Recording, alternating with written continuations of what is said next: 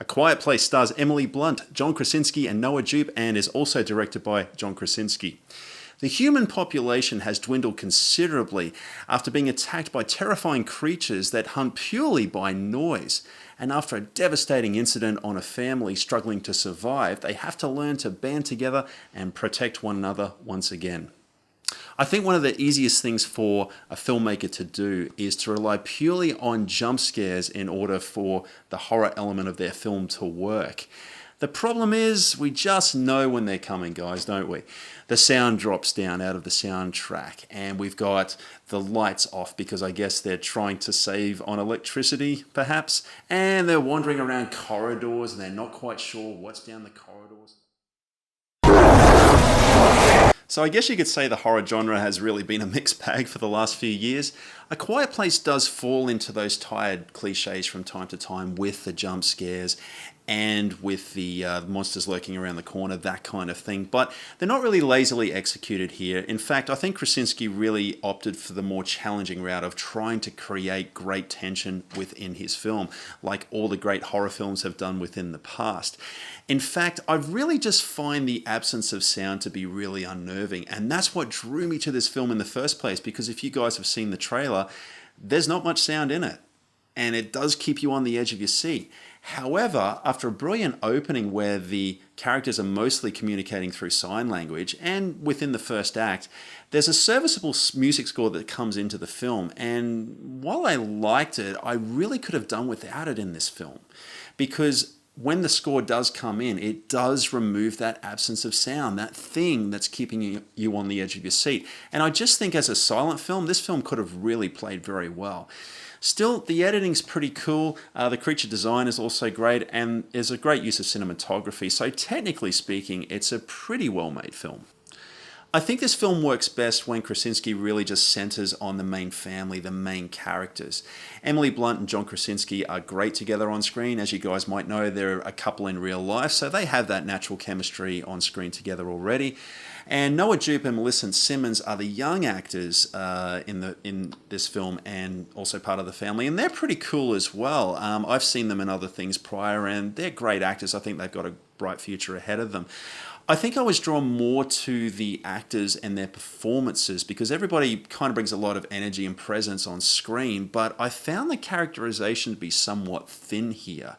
And there's actually some strange choices in the writing of some of these characters. For instance, and this is not really a spoiler, but Emily Blunt is pregnant. We see that in the trailer.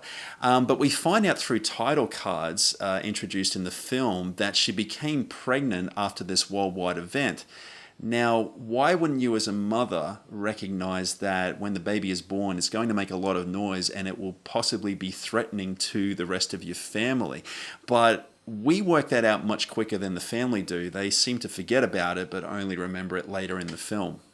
And even with that, guys, I probably still could have given this movie a pass somewhat, but in the third act, and particularly towards the end of this film, guys, there is just so many script problems here. It starts to make very little sense.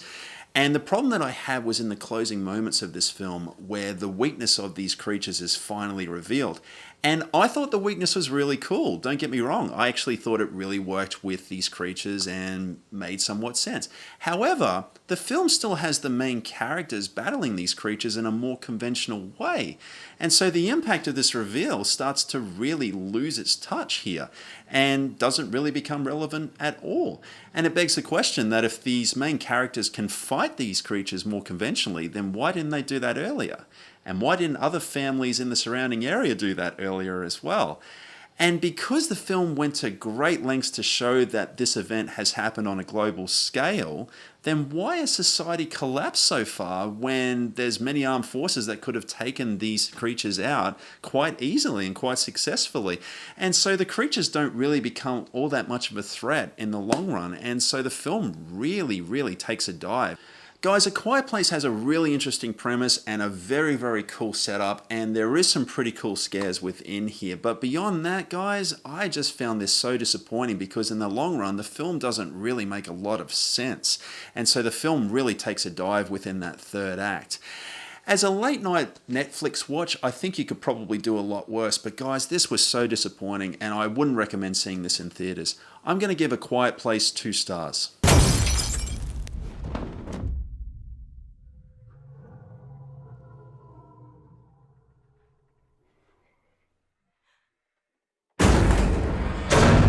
So guys, what did you think of A Quiet Place? Do you agree with me or disagree with me? Did you like it? Did you hate it? Whatever your opinions, guys, I love chatting movies with you, so comment down below and let me know what you thought of the film.